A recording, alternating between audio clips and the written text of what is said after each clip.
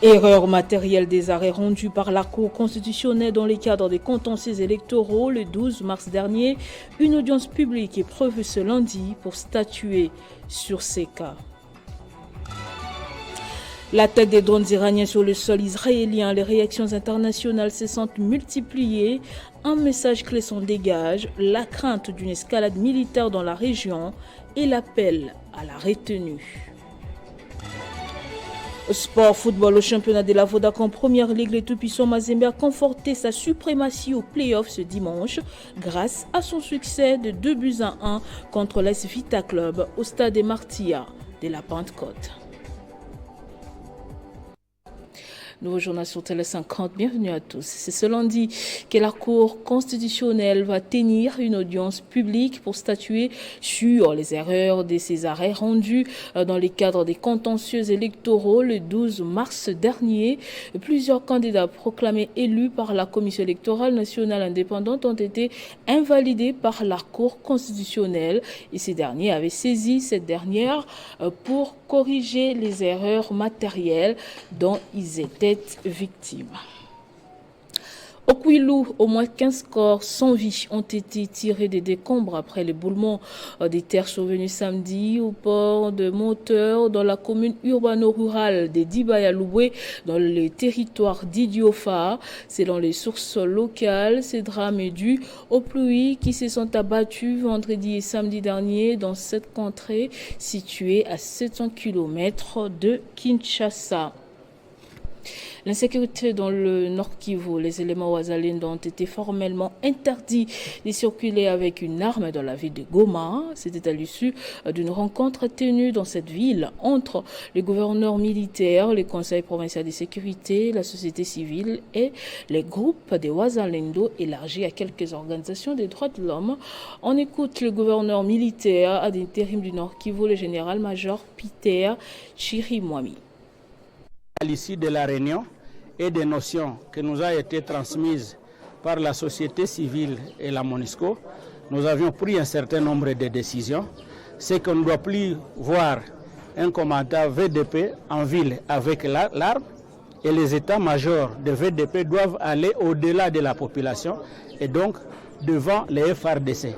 À ce moment-là, nous avons la possibilité de bien assainir la ville avec les forces de défense et de sécurité. Avec un sentiment de satisfaction. Pourquoi? Parce que, en tout cas, on venait de constater qu'à un moment donné, les VDP commençaient à se comporter comme ils veulent. Il n'était plus encore question de respecter les droits de l'homme.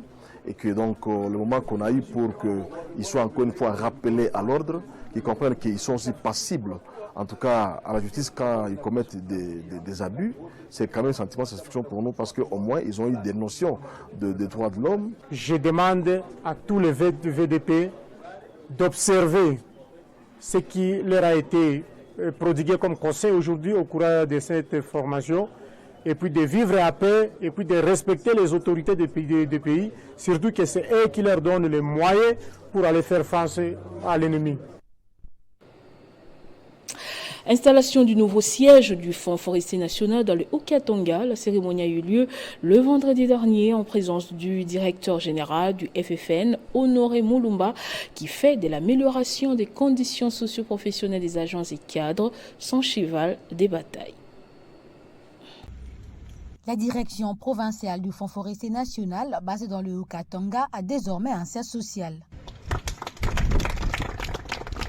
Au nom de la direction générale du Fonds forestier national installé à Kinshasa et au nom de tous les agents de la direction générale du FFN, j'installe officiellement à travers ce geste ce grand bureau de la coordination du Grand Katanga installé à Lubumbashi. Locataire dans un bâtiment construit selon les règles de l'art et bien équipé en matériel. Tout ceci a été rendu possible grâce au management du coordonnateur du Fonds forestier national du Grand Katanga, Moïse Mwami, et sous le leadership du directeur général du Fonds forestier national, Honoré Moulumba Kalala, qui a fait de l'amélioration des conditions socio-professionnelles des agents et cadres du FFN son cheval de bataille.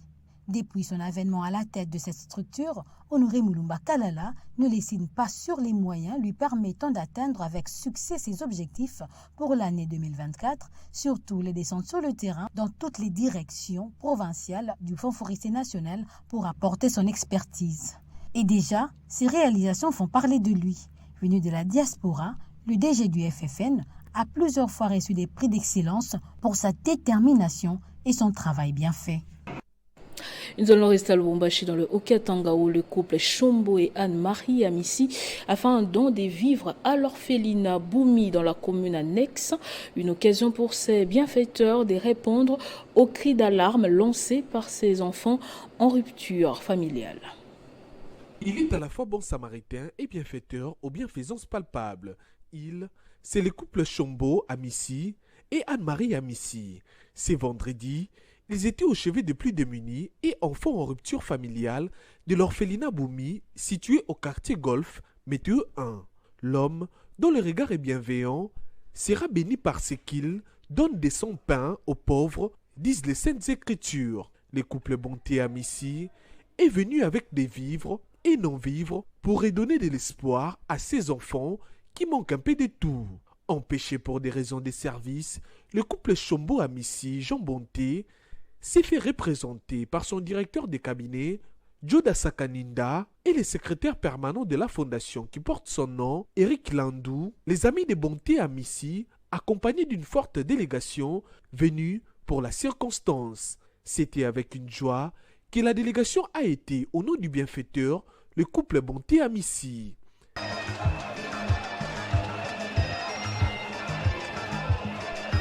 Des sacs de braise, des pampers, des sacs de farine de maïs, savon et autres biens de valeur ont été remis à cet orphelinat.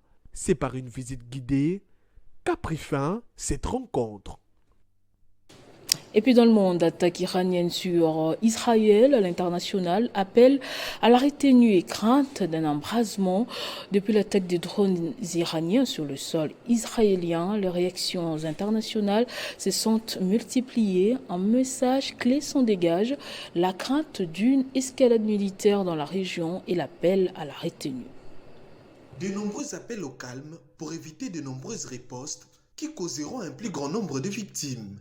L'appel sans précédent mené par l'Iran contre Israël dans la nuit du samedi à ce dimanche 14 avril a suscité des vives condamnations dans le monde et des appels à la retenue. Une réunion d'urgence du Conseil de sécurité de l'ONU est donc prévue pour appeler à l'apaisement. La France, pour sa part, a condamné l'attaque menée contre Israël par l'Iran, estimant que Téhéran franchit un nouveau palier dans ses actions de déstabilisation. De même pour le patron de l'ONU, Joseph Borrell, qui condamne fermement cette attaque, qualifiant d'inacceptable et qui constitue une escalade sans précédent et une menace grave à la sécurité régionale. La Syrie, pour sa part, estime que l'Iran, qui est son allié, avait exercé son droit à l'autodéfense en menant des frappes inédites sur Israël dans la nuit en riposte à un raid sur son consulat à Damas. L'Afrique, pour sa part, s'est également prononcée dans cette affaire. L'Égypte appelle à la retenue maximale, affirmant être en contact avec toutes les parties du conflit pour essayer à contenir la situation. Pour rappel, Téhéran a lancé plus de 300 drones, missiles de croisière et missiles balistiques sur le territoire de l'État hébreu. Une opération inédite est le signe d'une escalade inquiétante. Washington tente de persuader Tel Aviv de ne pas riposter à son tour, mais la tendance annonce une réponse d'Israël dans les jours à venir.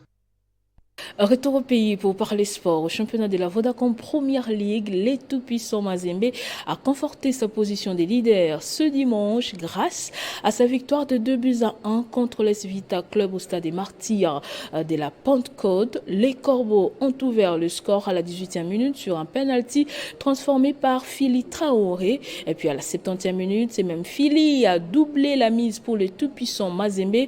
La réduction des locaux est intervenue dans les temps additionnels par Kikabushkiriki Bouchikiri. Voilà, insuffisant pour V-Club qui concède sa première défaite pour cette phase des playoffs. Et avec ses scores, Mazembe maintient sa position des leaders. Il terminera la première manche à Kalemi dans les Tanganyika, cette fois-ci contre les cheminots du FC Saint-Éloi Loupopo. Et ce journal est terminé, place au rappel des titres. Erreur matérielle, des arrêts rendus par la Cour constitutionnelle dans le cadre des contentieux électoraux le 12 mars dernier. Une audience publique est prévue ce lundi pour statuer sur ces cas. L'attaque des drones iraniens sur le sol israélien, les réactions internationales se sont multipliées. Un message Clesson dégage, la crainte d'une escalade militaire dans la région et l'appel à la retenue. Sport football au championnat de la Vodacom Première Ligue, le tout-puissant Mazembe a conforté sa suprématie au play-off ce dimanche grâce à son succès de 2-1 contre l'AS Vita Club au stade des Martyrs de la Pentecôte. Merci de nous avoir suivis de partout. L'information reste en continu à temps réel sur votre télévision.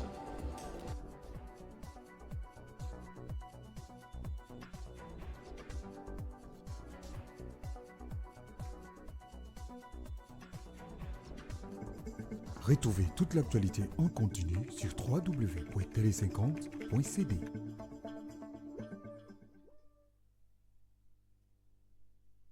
Afridex, service public, porte à la connaissance de l'opinion nationale et internationale que le message qui circule sur les réseaux sociaux faisant état d'un partenariat qui existerait entre lui et la société Ateski de la Turquie pour produire des armes et munitions est une intoxication mensongère montée dans des officines des ennemis de la République démocratique du Congo pour saboter et ternir l'image de cet organe du ministère de la Défense nationale qui a pour mission notamment la production et la régulation des explosifs dans notre pays. Il n'y a jamais eu de contact entre Afridex et cette firme turque et les financements par cette société des activités d'Afridex n'existent que dans l'imagination des détracteurs de notre pays à la base de ces allégations auprès du magazine français Africa Intelligence qui a diffusé ces faux propos et avait voulu contacter Afridex dans le seul but de nuire.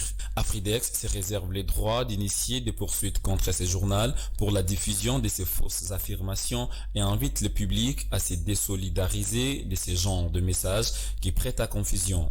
Fait à Likasi le 8 avril 2024 pour Afridex, Liwanga Mata Nyamunyobo, directeur général.